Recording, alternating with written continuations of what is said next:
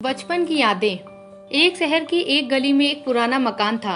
उसमें एक बूढ़ा व्यक्ति रहता था। उसका न कोई रिश्तेदार था न कोई दोस्त। वह हमेशा अकेला रहता था। इस पुराने मकान के ठीक सामने एक छोटा सा घर था। उस घर में एक छोटा बच्चा समर अपने माता पिता के साथ रहता था। बूढ़े व्यक्ति को बच्चे बहुत अच्छे लगते थे। वह जब भी बच्चे को देखता था प्यार से हाथ हिलाता था। छोटा बच्चा भी अपनी खिड़की में खड़े होकर जवाब में उसकी ओर देखकर हाथ हिलाता था। धीरे धीरे दोनों की दोस्ती हो गई। समर बूढ़े व्यक्ति को दादाजी कहकर बुलाने लगा। दादाजी अक्सर समर के लिए बिस्कुट लाते थे। कभी कभी वे उसके पसंद की चॉकलेट ला करके भी उसे देते थे। एक दिन समर ने भी उन्हें अपना एक खिलौना दिया, अपना टिन का सिपाही यानी टिन। दादाजी ने कहा कि वे इसे बहुत संभाल कर रखेंगे। कुछ दिनों के बाद समर ने देखा कि दादाजी कहीं भी दिखाई नहीं दे रहे हैं।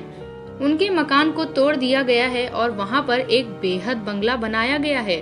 समर के पिता ने उसे बंगले को खरीद लिया। समर और उसके माता पिता बंगले में रहने लगे। धीरे धीरे समर बड़ा होने लगा और बचपन के उन दादाजी को भूलने लगा। जब वह बड़ा हुआ और उसकी शादी हो गई तब उसकी पत्नी भी वहीं रहने आई। एक दिन वह अपनी पत्नी के साथ बंगले के बगीचे में हाथ से एक गड्ढा खोद रहा था। वहाँ वह एक बीज बोना चाहता था। तभी उसकी उंगली में कुछ चुभा।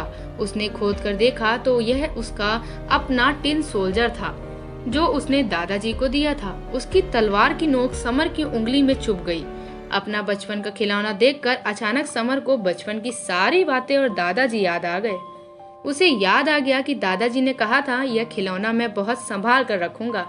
समर ने अपनी पत्नी को बचपन की वे सारी बातें सुनाई। सुनाते सुनाते उसकी आंखें भर आईं। वह टिन सोल्जर समर ने अपने घर में सजा कर रख दिया।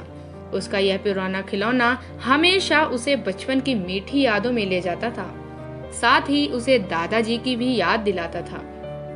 दोस्तों, उम्मीद करती हूँ आपको ये कहानी पसंद आई होगी। कहानी पसंद आई हो तो वीडियो को लाइक और चैनल को सब्सक्राइब जरूर करिएगा। धन्यवाद।